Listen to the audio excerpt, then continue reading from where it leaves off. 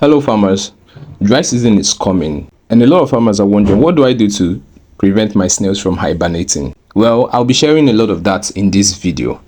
But before we do that, go and click the subscribe button, then share this video and leave a like or probably a comment where you find necessary. So the farm we're looking at is that of one of our farmers in Ibadan. Okay, she's just showing one of our snails that died off, and she's a bit concerned to know what exactly happened. And snails will die, they're living things. Some will die, but provided you're getting more babies than you're losing the snails, I think your farm will keep growing. And when one dies in a while, it's not bad, but when you have outsized number of losses, then there is a problem. Okay, now look carefully at this pen. This is the foundation for mulching properly. If you look at the pen, you notice that there is more like a stick. There are blocks that suspend the sticks, and on top of these blocks you now have these bamboo sticks laid such that under that bamboo stick and everything, there is a space, an open room for them to move around. Okay, that's her just showing off her fruits. Just showed us how she cuts them, so you can see what her farm looks like. Set some pens kept in different places. Clearly you can tell that she knows what she's doing. The first thing she brought is the basket of soaked dry leaves. Now people were asking me, why dry leaves first? Now the first thing is, the dry leaves has the ability to absorb more water than the fresh leaves. Okay, so when it absorbs the water, it starts dripping gradually. And physics, hot air would go up, cold air will come down. So when the hot air in the pen goes up, it cools with the dry leaves, the moisture that comes from the dry leaves, and it goes back condensed. Okay, and the pen has that cooling effect. So the first thing you do is to get the dry leaves soaked in water, then you lay them on your pen, lay them across, cover everywhere. Remember, you've already created room underneath, so they have a very open area underneath your mulching platform, yes, which is your sticks or whatever you prefer, where they can move around, roam around, climb. And guess what, they can still climb out of this little holes that you're finding there, because it's not like anything is really blocking them. Sometimes you see some of them will now climb and come and stay on top of these fresh leaves that has been placed already, and just stay there and relax, and that would be where they will find space to mate. Okay, so that's the guide for mulching. Now people will ask me, Mr. Rex, I still pour water on my pen and my snails still hibernate. The reason why your snails are still able to hibernate is because they are able to tell when it is dry season and when it is raining season. Because in the dry season, everywhere is very harsh. The environment, they can feel it. Even though you sprinkle water on them, they notice that the water is leaving their skin faster than they can absorb water from the soil. But in the raining season, it's very humid. They don't have to do much to absorb water from the soil. Now when the conditions are like that, what do? They tend to hibernate, just nature working and trying to protect their lives. I hope you've learned that. So next time, mulch properly. Now this is a farmer that just got his snail recently, and he's doing everything he can to settle in his snails. Okay, now look carefully. You see the blocks? You see the blocks at the edges? You see? That's how the farm is set up. That's how almost all our farmers are employing this approach. Why? Because it works. It works perfectly. It works flawlessly. You can literally just put them there and they are very comfortable. They don't know what is happening outside. Very, very, very unique approach. I hope everyone tries to apply it in their farms. Anyways, it's just showing us the size of the snails that he got, and he's comparing a few of them. He's saying he wasn't expecting them to be this big, but then it is what it is. AgroCycle will always help you procure viable breeders. Now you're wondering how old are the breeders? They're actually about 9 to 12 months, and we expect that they will lay for a period of 2 years before their laying rates will drop. At that point, they would have grown to jumbo size. Please, I beg you, don't play with your breeders. Now, I've seen a lot of persons do this. They will just feed the breeders anything they feel like. They will still produce eggs. And some people will even say things like, can I feed my snails kitchen waste? Like, really? Please, I beg you, disease from feeding your snails kitchen waste, it doesn't help. Have a proper meal plan for them. As a matter of fact, in AgroCycle, the first thing you will, after your training, you will get your meal plan. Not just your meal plan, you will get your feeding regimen and a whole lot of other things that comes with it. Now, some people are wondering, oh, is it only young people that is in AgroCycle? No, at least you've seen her. She's not that young. Now, this is what you are still complaining. How can you get to a point where flies are now in your pen? And guess what? This is someone who has been in the community. So it really is quite challenging to just see that no matter how hard you work or how hard you train, people will still make mistakes. But then that's where AgroCycle comes in, because the moment when someone decides, okay, I'm done, I'm tired, and I really want to get it right, we are always there to support. This is just a random farmer showing off his babies now. Huh? Of course, we get a lot of babies in AgroCycle. So while I was just talking about that woman, what would she have done differently? First of all, if you can pause this video now and go and look at her farm, you will notice that the water trays, the snails can't even access the water trays because it's in a bowl. It should be in a flat surface, just like this tray that we are using to keep the babies. Then the feeders should be in PVC boards. And once your snails don't eat your plantain or banana peels or pawpaw, take them out. Take them out. Don't allow things to start flying there. That's how infection comes to your farm. Okay, so this is one video. A beginner just sent us this video. She had been doing snail farming on her own and decided, okay, it's high time we learn from AgroCycle. I've seen your videos, we've seen everything that you're doing. Okay, so we're going to learn from AgroCycle, and this is what she sent us. So you could see the problem is not that people are not able to access snails. The problem is that they lack knowledge. So now this is what she's doing after she went through the training. Can you see the difference? So she took the snails out of the box where she kept them and now put them on in a separate box. Actually, she was using a plastic bowl and covering with leaves. But now we told her, no, this is not how you do it. First of all, you have to make holes, dentitions with your fingers, put in the eggs, and now sprinkle soil on top, not too deep. Now somebody will wonder, oh, how deep? Please just use your index finger, make a dentition, just touch the soil, touch to make small hole that will enter the egg, put it there, sprinkle soil on top. That is it. The snails don't have the ability to, I've seen people make deep holes with their fingers, and I'm like, is it in your mind that you think that these snails have the ability to go dig deep into the soil and start coming out all by themselves? Or how do you think of it? And that's why we have a lot of farmers, they will complain, oh, my snails are not hatching. Then you either see that they're using plastic bowls, or they've dug so deep into the soil to bury their eggs. Okay, so please don't fall victim, don't be a victim of this kind of concepts. They don't do it, please. And then again, you see this partition, you will partition your snails into half, a small board, you now partition it into half. It doesn't help. It doesn't help the snails.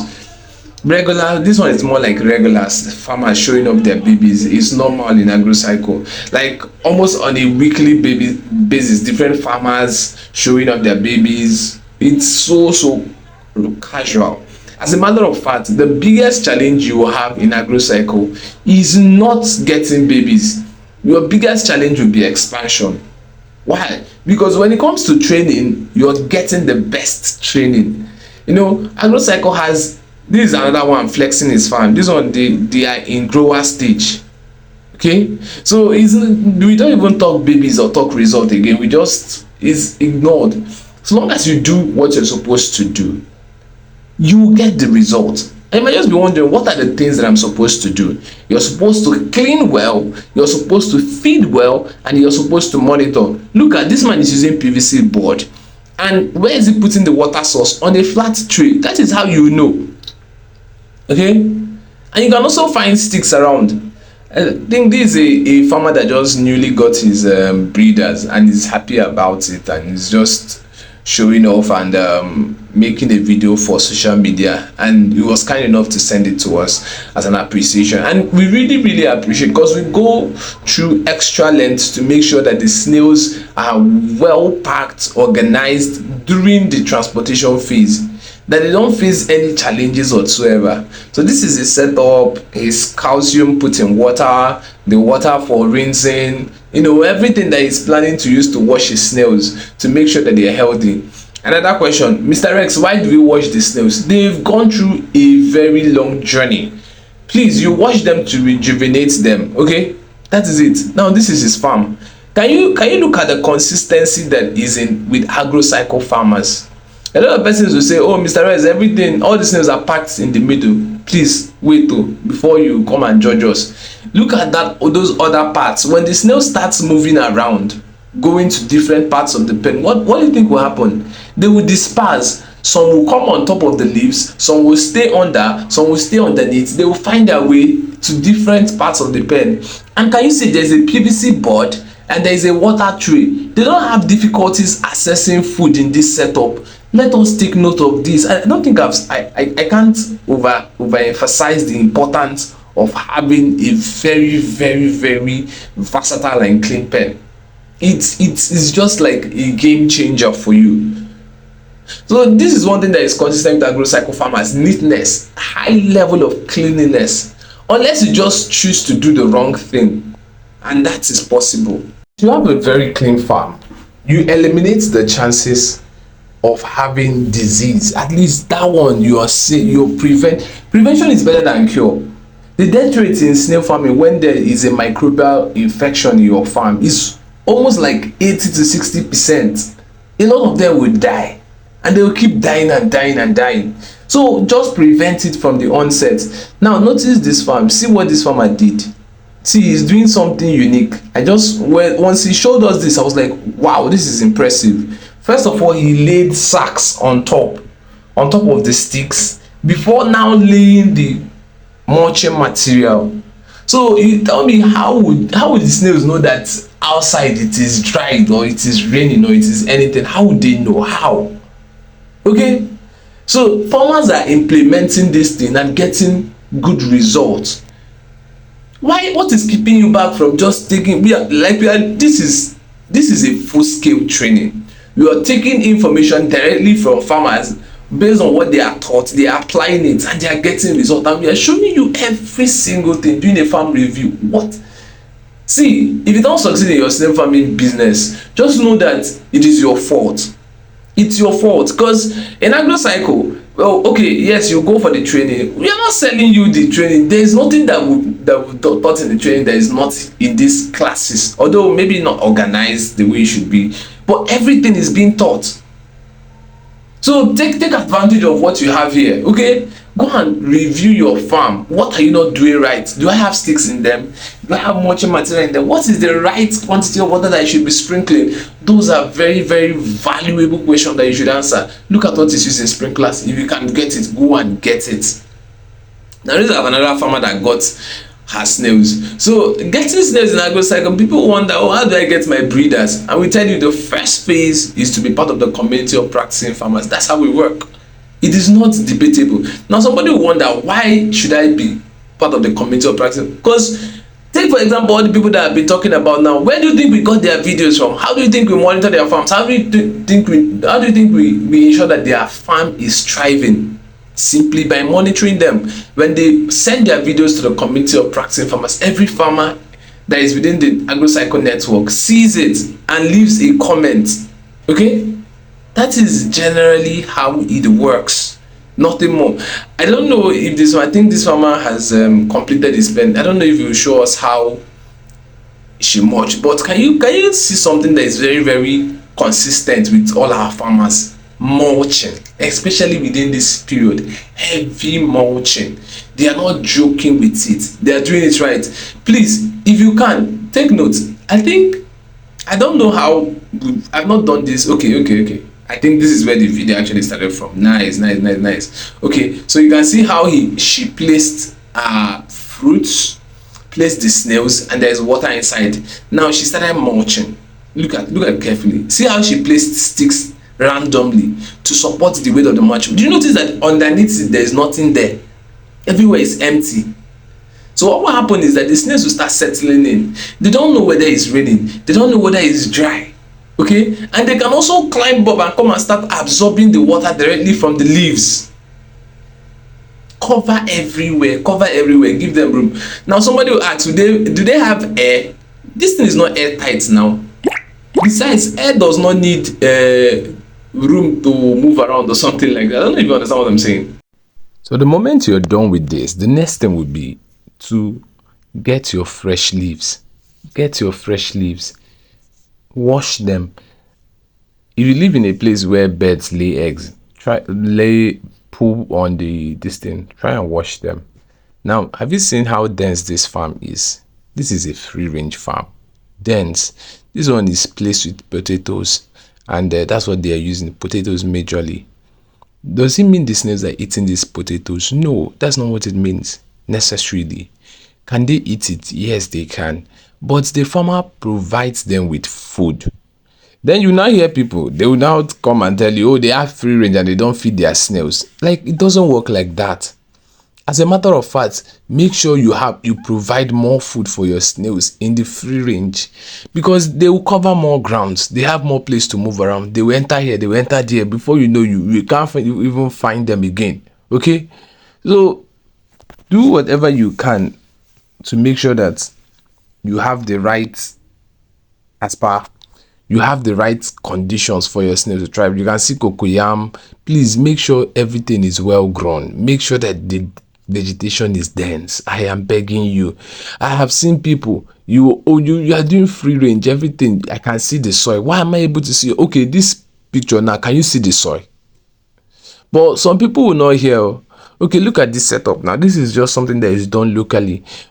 I want to set up a professional pen and you are spending millions. Am I saying it is bad? No. Am I saying it is good? No. I'm just saying cut your coat according to your material. Don't go and overstretch yourself. You can still do free range using this setup. Just know what you're doing. Put your feed right. Put this thing there. See the cocoyam is growing. See the pawpaw is growing. See the plantain is growing. See bitter leaf. See pumpkin there. You see everything. So the farm is not lacking in any way. But some people, they just want to rush it. This farm has been growing for the past 2 months before snails came in. Can you imagine that? 2 months patiently waiting for this planting, waiting, growing before snails ever were stocked in the farm. So that gives you a perspective into, okay, this is what this whole thing is all about. You have to be very deliberate. My mentor would say, you cannot put out inconsistent approach to a thing and expect a consistent result. Now, this is the section for, I think this is for the AF breeders, okay? Because you saw that tray is too big for feed. You can't even use all those things for feed. I think I have to call this. I didn't even see this the first time. I just saw it now. I'll call the attention to it. But this pen is for the AFs. You see how freely the AFs just settle in, no stress, no. As a matter of fact, we just discovered while working on this project that AFs don't do well in captivity, because this man is trying to build a free range farm with a capacity of about I think 5,000 AF breeders, and is looking to grow it to a point where he has 10,000, okay, and is using them for slime. So you can see what is happening there. Now, thank God this one is clear. You can see someone's farm. After all the things that we are shouting, mulch, no. Use the right tray, no. Anyway, I think this is a beginner farmer, because this is the farmer that this is someone that just got into the training, paid for the training, and is trying to show us his or our farm. Okay, so you cannot look at how can you be using leftover. I was just complaining about leftover, and you can see leftover everywhere. Now look at how dry this soil is. Now look at the color of the snails. How do you think that these snails will survive here? Like, just think about it. How do you think they will do well? So the snail farming thing is not difficult. It's just people want to, they will do nonsense and they will come and blame the farmer. That's why it's even agro-cycle. We don't even have your time. We that are training people that are in the training are giving us issue, are giving us headache, and they're making mistake. How much more you that does not have training, then you want us to give you snails? Anyways, we can give you anything. We can give you feed, we can give you livestock, but not snails. So you see the pen, standard 3 feet by 5 feet, that's the minimum pen. This one is more than 3 feet by 5 feet. This is a 4 feet by 6 feet pen. Please, if you want to build this kind of pen, take note of the fact that you would be needing more sticks at different places, strategic places to put. So instead of using that small pen, you can put stick here. Just learn stocking density. Anyway, we will teach you stocking density. This place is very, very nice for snail farming, but you see the farm is very dried. I guess there is no breeder here so far, so maybe that's the reason. Let me give him the benefit of that. That's the reason. But this is a new farmer, just came in and is showing what he has done for so far, mistakes that he has made, snails that have died, all those growth. You see the place. If it was an experienced farmer, first of all, you will notice that the tray there would not be round. It would be PVC board. You wouldn't see all these leftovers, and this mulching material would be on a platform. That's the agro-cycle signature. You should know that by now if you've been following us. And replicate it, do it over and over again. It creates more room. They can move, they can use the soil underneath, they can climb, they can do so many things for themselves. The snails are that it makes the place very, very humid. Okay, now how many snails will be able to eat from this tree? Look at how big that pen is. How many of them know that the feed is there? And guess what, this feed might not be properly formulated. You don't even know. Look at the size of the snails. Oh, okay. He went to buy giant breeder. Look at these are medium jumbo size snails. Clearly, these ones wouldn't even lay eggs because they finished laying eggs. Or once in a while, they will not give you eggs. Like their laying rate has dropped. That's why they are sold off. But guess what? A lot of people don't know this. A lot of people don't know this. They don't understand. They don't understand. People are just getting into snail farming and they're not doing it right. That's why we set up agro-cycle. You have to get it right. We will do our best. We want to become the best at this snail farming thing, and we will do it. We will give you the best information. We will train you. We will connect you to farmers. And you will not, you also, you can feel at home, do snail farming and do it for real. Okay? And get the results. I know that this thing is not scam. Because a lot of persons, I see a lot of things like, oh, I have 5,000 snails and I could not sell them. Oh, snail farming is not profitable. Like, that one is the one that gets me pissed off the most. I don't even know why. Like, it gets me pissed off. Like, you had 5,000 snails and you didn't even post on your status. You didn't even do market. It doesn't mean that when you have your own business, like, okay, your company, you built your company, that you don't post your brand. But for some reason, you don't want to post snails and you want to, I beg, I don't even give attention to that. But anyway, let's just focus on what is necessary. This is the farm, and you can see there's direct sunlight and there is direct raindrops, which is not very good for your farm. So we advised him to put, I think I've spotted two things now. We would have to call some farmers and give them guidance. I think this is very, very important. I just saw this review now, and I would point it out in the community of practicing farmers. Like now, this one needs a roof over its head. It needs to put a frame that will support the mulching material, and then it needs to mix up the soil very well to loosen it at the same time and mix it up. The environment is perfect for snail farming, just the few things that I mentioned. So if you have this kind of environment, it's an indicator, yes, that you can go and do snail farming there. Okay, I hope I have been helpful. Go ahead and subscribe. Now go back and subscribe. If you've gotten to this point, I don't know what else you want. Do you want me to nail that? I'm already nailing now. Subscribe to us. Let us hit. We're looking to hit 1,000 followers real soon. So just join us. So you see, everything, like everywhere is perfect. He has built a lot. He has invested. The next phase will be to get the result. And trust me, AgroCycle, we would help him get the best snails, best breeders, best farming practices. Okay? Because people really invest money in these things. Yeah. So when you get your breeds, what is the first thing that you do? You wash them. And I explained already why you should wash them. The next thing is you check for the health of the breeder. That's what we call the healthy breeder viability test. I don't even know. I think you should learn that in AgroCycle. Let me not go and expose plenty things. So this is a farmer that just got her farm. She just got her babies and AgroCycle signature. You know which one is an experienced farmer. You see PVC board. You see the trays well arranged inside there. Then you see the sticks. What would the sticks do? They would bear the weight of the mulching material. This one is not big. It's not even anything. You just know them. So they will now lay the dry leaves first, then the fresh leaves later. Then you can see how you can literally see how greenish, how healthy, like how you see the color of the snails. You know that this thing works. Okay, it works. It's not like we've tested it, we've seen it work over and over and over again, especially in dry season.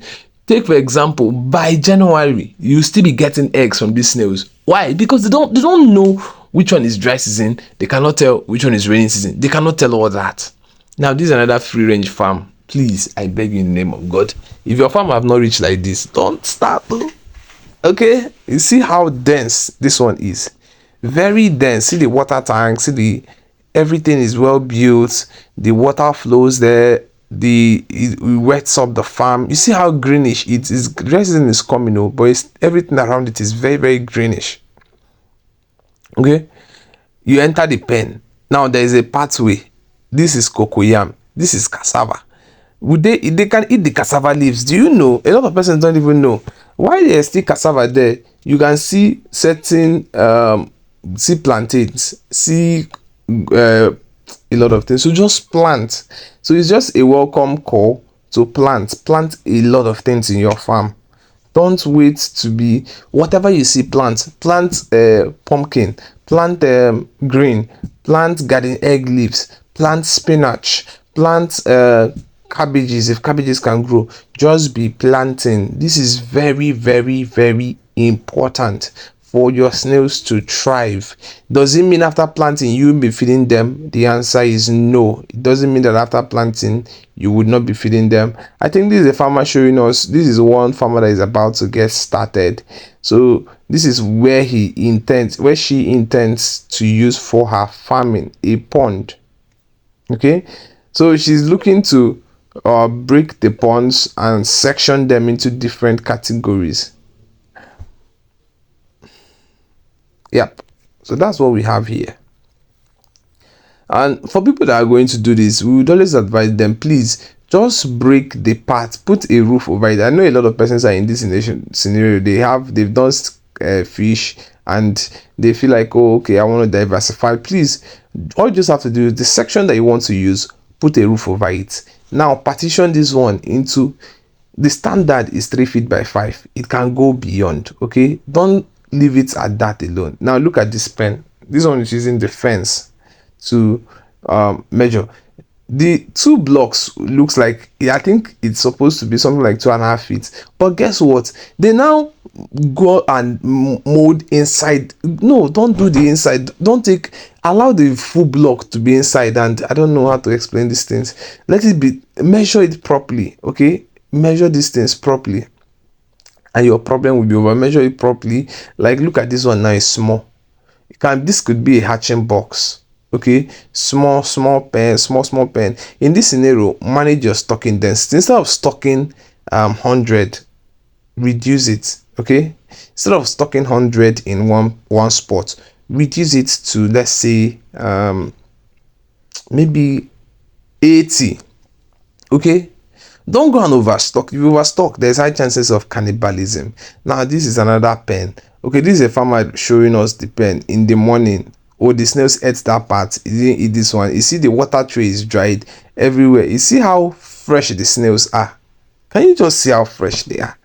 So this thing is not hidden. When you see results, when you see people that understand what they are doing, you will know. Okay, she has provided them with pawpaw. Then the next thing is that she sprinkled calcium on top. That is how you keep doing this thing consistently, and you get the result. This one is trying to replicate. This is a new farmer trying to replicate it, but instead of putting the suspenders inside, she now put it on top. I was like, how are you going to close this pen now? Anyways, if we've been helpful in this video, go ahead, like, subscribe, follow us, and we look forward to seeing you in our next video. See you soon.